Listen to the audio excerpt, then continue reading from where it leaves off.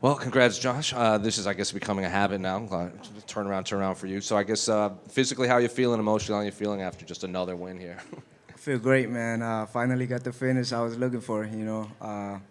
It's not just the finish, just the way I do it. You know what I mean? Shout out to 4 Ounce Fight Club. Shout out to all my teammates, that been pushing me. And shout out to Daniel Pineda, Frank, Joseph, David, and Jose Vasquez. They be pushing me. So, yeah. And it seems like every time you come out here, you're just leagues better than the last time we saw you. And I mean, Bruno has been in this game for a long time, and he was fighting back as hard as he could, but it just seems like you just had all the answers for him. So I guess how did the fight play out compared to how you expected it to play out? Man, it played out exactly the way I planned it, but I wanted the second round finish. I caught it, but he was tougher than I thought, And this time around, I was doing my film study and stuff like that, so I knew what he was going to throw, and before he throw it, so it was like familiar. Well, you're the sixth flyweight to get 3 knockdowns in a single fight. So I guess, I think there was like another record. You're like the fastest to like 750 significant strikes or anything like that. So you're 23. You're writing your name in these UFC records books. So I guess just how far are we taking this? Man, shit, whatever get me closer to the belt. You know what I mean? That's what I want next. I don't know if you saw, but Andre Ward was sitting octagon side during your fight, and Daniel Cormier said during the fight that after this all wraps, he wants to go talk to Andre Ward about you specifically and your boxing. So I guess what's it like, not just to write your name in the record books, but like Daniel Cormier, one of the greatest UFC fighters of all time, wants to go pick arguably one of the greatest boxers of all time's brain about you. That's crazy, man. Shout out to the EC, do that. And I think I saw Mike Tyson in there too, So that was, when I used to fight in school and stuff like that, I used to watch Mike Tyson for street fight advice and stuff like that. So to see him there, man, it was a great feeling.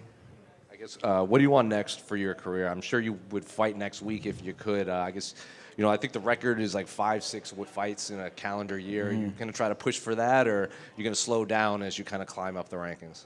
See, I'm not really the guys to call out people, but I heard the UFC is coming to Texas, you know what I mean? And I also heard Moreno will want to fight on UFC Noche, so Texas versus Mexican, you know what I mean?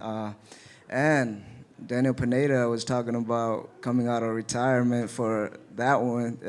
He said if I get the finish, he'll come out of the retirement. So that was the deal we made. So So you get a hold of it to him. So student and coach on the in San Antonio? Yes, that's the goal. So if you do get Brandon Moreno for Noche UFC like you want, that's probably a 5-round main event. Is that, are you ready for that? Like the spotlight, the rounds, doing all the media and everything, and then a win over him, that's title shots and main events moving forward. Is like I said, man, Brandon Moreno, before I got to the UFC, he was always nice to me, you know what I mean? I didn't call him out to disrespect him, like, respectfully, I want to fight him. But whatever the UFC give me, if they give me him, I'll be ready.